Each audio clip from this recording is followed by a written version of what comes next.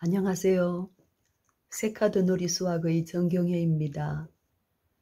초등 수학의 기초가 되는 수와 연산의 영역을 세카드를 활용하여서 쉽고 재미있고 또 놀이하는 것처럼 즐겁게 공부할 수 있는 방법을 여러분들과 함께 나누고자 합니다. 네, 우리는 지금까지 자연수 그리고 자연수의 덧셈과 뺄셈을 열심히 공부해 왔습니다. 예, 오늘은 제가 왜 초등수학에서 세카드를 사용하여서 수와 연산을 해결했는지에 대해서 말씀드리고자 합니다. 저는 대학원에서 교육 연극을 전공했습니다. 교사생활 20년이 됐을 즈음에 저는 참 힘들었습니다. 다른 직업을 가졌더라면 20년쯤 되면 눈 감고도 무엇을 다 할 수 있을 것 같은데 교사는 왜 이렇게 20년이 되어도 이렇게 어려운지 해가 지날수록 더 어려웠습니다. 도저히 전문가가 못 되었습니다. 너무 힘들어서 많은 여러 군데를 살펴보았습니다. 그러다가 교육 연극이라는 것을 만났습니다. 교육 연극은 교육의 연극적인 방법을 적용해서 교육의 효과를 높이고자 하는 공부입니다. 제가 교육 연극을 공부하면서 우리 아이들하고 만나니까 날마다 학교 생활이 즐겁고 우리 아이들도 즐겁고 행복해 했습니다. 성적도 물론 좋아졌고요. 그때서 비로소 제가 전문가가 된 느낌이었습니다. 아, 전문가는 내가 어떻게 잘 가르쳐서 내가 열심히 뭔가를 정리해서 잘 가르치는 것이 전문가가 아니고 아이들로 하여금 스스로 공부할 수 있게 만들어주는 그런 작업을 하는 사람이 전문가이구나, 그것을 알았습니다. 1학년을 가르칠 때 아이들이 아침에 학교에 오고 싶어서 밥을 먹고 난 다음에 책가방을 메고는 시계만 바라본다고 이야기 들었습니다. 8시 20분이 되어야 집에서 나설 수가 있는데 그 시간이 못 되어서 집에서 나서지 못해서 시계만 바라본다고 하였습니다. 학부 형님들이 와서 어떻게 가르치길래 아이들이 유치원 생활보다 더 재미있어 하느냐고 물었습니다. 5학년을 가르칠 때 일입니다. 사회를 가르치면서 북부, 중부, 남부 지방의 생활의 모습을 조사해서 연극으로 표현해보라고 과제를 내었습니다. 북부 지방을 표현하는 모듬이 나와서 남자아이가 오늘은 꿩을 잡으러 가기 좋은 날씨다 그러면서 사냥꾼 흉내를 내었습니다. 저는 보면서 웬 꿩? 웬 사냥꾼? 하면서 혼자 놀랐습니다. 그런데 가만히 연극의 전개를 보니까 그 북부지방 사람들이 평양 냉면을 먹으면서 그 냉면을 꿩 육수에 말아서 또 꿩고기를 고명으로 얹어서 먹는 것을 알게 되었습니다. 아직까지도 그 목소리가 생생하게 기억이 납니다. 네, 이렇게 아이들은 정말 공부를 제대로 하고 재미있어 하고 열심히 하는 모습을 보여주었습니다.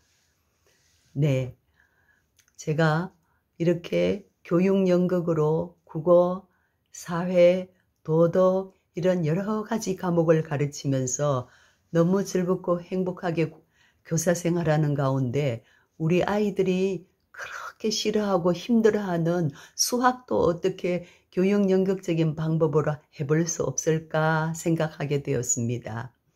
그래서 1학년을 가르치면서 손뼉을 3번 쳐보자, 또 발을 5번 굴러보자, 또 짝꿍에게 안마를 7번 해보자. 이렇게 하면서 수를 가르치게 되었습니다. 네, 아이들은 웃어가면서 행복해하면서 재미있게 공부를 했습니다. 그래서 그렇게 계속 공부하고 10의 자리까지 공부하면서 남자는 10의 자리, 여자는 1의 자리를 정해줬습니다. 어떨 땐 여자가 10의 자리, 남자가 1의 자리로 정하기도 하고요. 그래서 제가 15 그러면 남자 1명과 여자 5명이 나와서 여자 5명은 여자들끼리 종대로 서고 남자 1명이 서고 그 모습을 보면서 우리 아이들은 15를 공부했습니다. 그렇게 공부를 하다가 나중에 100, 세 자릿수를 공부하게 되었습니다. 세 자릿수를 공부하는데 남자 여자밖에 없으니까 곤란하지요. 어떻게 해야 될까 하다가 새 카드를 생각하게 되었습니다. 네, 분홍색은 1의 자리, 파란색은 10의 자리, 녹색은 100의 자리로 정했습니다. 그래서 125 나와서 서보라고 했습니다. 녹색 1명, 또 파란색 2명, 또 분홍색 5명이 나와서 줄을 잘 섰습니다. 안 나온 아이들은 그 모습을 보면서 또 125의 모습을 보고 또 나온 아이들도 스스로 그렇게 나온 가운데에서도 다 살펴보면서 공부를 해나갔죠. 네, 그 다음에 제가 105라고 불렀습니다. 105 그러니까 아이들이 멈칫멈칫 하다가 파란색을 든 2명 아이들이 빨리 자기 자리로 돌아갔습니다. 그리고 파란색 자리는 비어 있었습니다. 아, 저 모습이 바로 105구나. 파란색 자리 10의 자리는 없구나. 그래서 105를 10의 자리는 0을 써주는구나. 그래서 105라고 쓰는구나. 스스로 교사의 설명 없이 알아가게 되는 것이었습니다. 이렇게 스스로 공부하는 그것이 바로 스스로 공부하게 만드는 것이 바로 전문가의 경지라고 생각합니다. 네, 3학년 때의 일입니다. 그때는 15년, 20년 전의 일이라 수학 경시대회가 있었습니다. 전교생 3학년 전교생 350명 가까이 되는데 우리 반 여자아이가 유일하게 100점을 했습니다. 아유, 깜짝 놀랐습니다. 그런데 그 아이가 시험지를 받아들고 그 다음날 일기장에 뭐라고 썼느냐 하면 자기는 2학년 때 경시대회에서는 65점을 받았다고 썼습니다. 저는 더 놀랐습니다. 65점을 받은 더군다나 경시대회에서 65점을 받았는데 어떻게 전교 1명이 나오는 100점을 얘가 받을 수 있게 되었을까 혼자서 생각하다가 얘가 아마 2학년 때 여러 가지 환경으로 인해서 수업 결손이 있었겠다.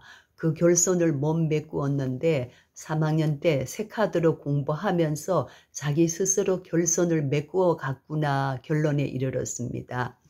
네, 그 다음날 더 재미있었습니다. 그 다음날 많은 아이들의 일기장에 자기는 2학년 때 경시대회 점수는 이번보다 훨씬 안 좋았다고 썼습니다. 이번 점수가 많이 높았다고 썼습니다.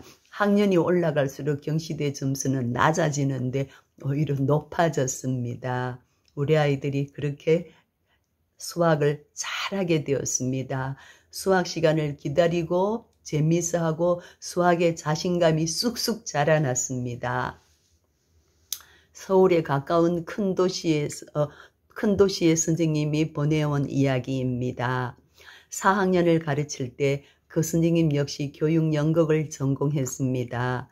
4학년을 가르치면서 한 달 정도 가르치고 난 다음에 테스트를 했다고 합니다. 4학년 전체가 테스트를 했는데 사지선다형 문제에서는 여러 반들을 비교해 보니까 성적이 비슷했는데 서술형 주관식 문제에서는 그 선생님 반이 평균 점수가 월등히 몇십 점이 높았다고 했습니다.